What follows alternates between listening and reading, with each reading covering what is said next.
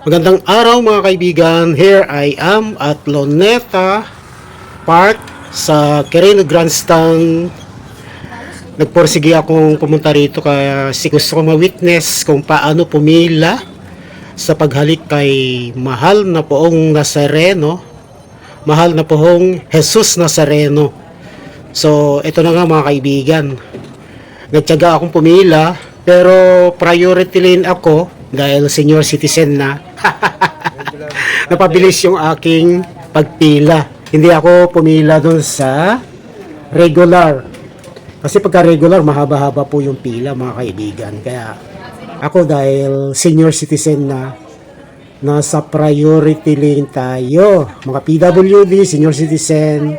So ito, nakapila po ako mga kaibigan sa priority lane. Pero yung unang pila sa pagpasok pa lang ay lahat mga halo-halo, regular tsaka yung mga priority na senior citizen. Mahihiwalay lang doon sa bandang gitna. Kasi mahaba po yung lalakaran na bago ka makarating doon sa may pahalik.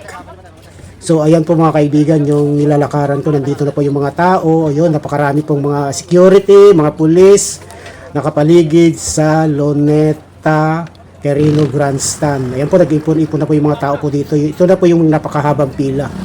Pero mahihiwalay po ako doon sa banda roon, sa bandang gitna. Kasi sabi nila, mga senior citizen, PWD, hihiwalay. Hindi pipila dito sa regular lane. Kaya napabilis po yung aking pila. Mga 20 minutes lang po, nandun na po ako doon sa pahalik.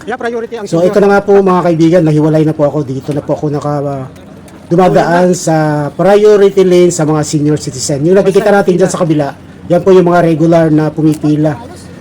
Nai-stop po sila dahil inuuna yung mga senior citizen. Napakahaba po yan mga kaibigan. Kung sasumahin mo, kung mga 1 hour siguro or mahigit pa, yung pila mo dyan kasi napakadami na ng tao. Pero kami, ako kasi, ayan, dire-diretso lang yung lakad namin. Tulad doon yung sinusundan ko na naka-blue, tsaka yung nanay niya. Ayan, dire-diretso kami niyan. Tuloy-tuloy ang lakad. Kasi nga, senior citizen. Hindi nila ako mapagkamalan na senior citizen dahil baby face pa daw ako.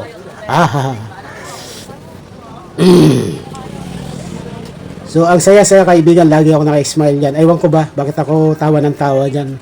Bakit ako laging nakangiti habang naglalakad-lakad dyan. Hindi ko alam kung ano yung nararamdaman ko nung ako yung nakapila dyan. Parang excited ba na first time kong makarating dyan sa pahalik kay mahal na poong Jesus Nazareno.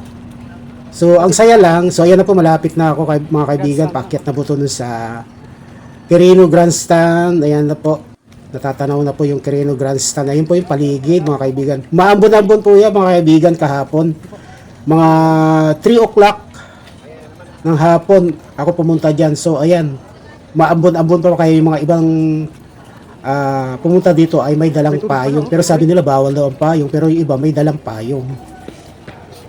Tsaka bawal din daw po yung magdala ng bag na malalaki. Kaya bago ka pumasok dyan, tinitingnan muna ng mga pulis doon sa may entrance. Hindi ka pa pwede pumasok pagka hindi mo pinapacheck yung dala-dala mong bag. Pero yung dala kong bag ay maliit lang po.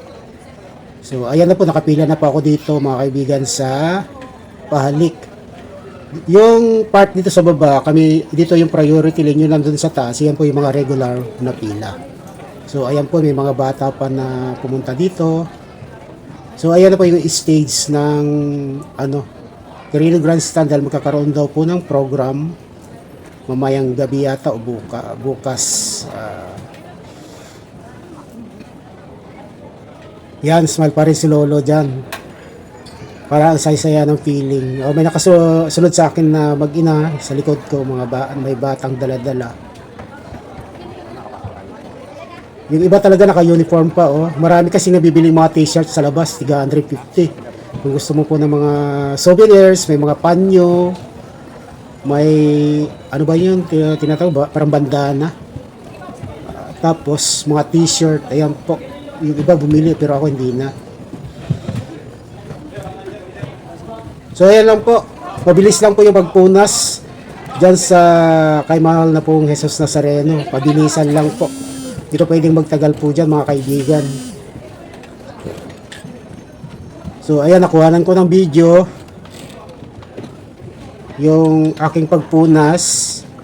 Dyan sa taas yung kanyang cross, ito naman sa baba yung kanyang paa. So mabilis lang po yung pagpunas kasi maraming nakapila, maraming nakabantay. Hindi pwedeng magtagal po dyan mga kaibigan. So ayan na nga po, tapos na po akong nakapagpunas ng panyo. So ayan po yung view sa labas nung pagkatapos ko magpunas ng panyo. Ito na po yung mga tapos na po. Palabas na po ito mga kaibigan, yung mga taong nakapagpunas ng panyo doon kay Jesus Nazareno. Yes, thank you so much, mahal na pong Jesus Nazareno. Thank you so much. At nakarating din ako dito sa Quirino Grandstand sa Pahalik for the first time. Thank you so much po at ingat po tayong lahat. Bye-bye!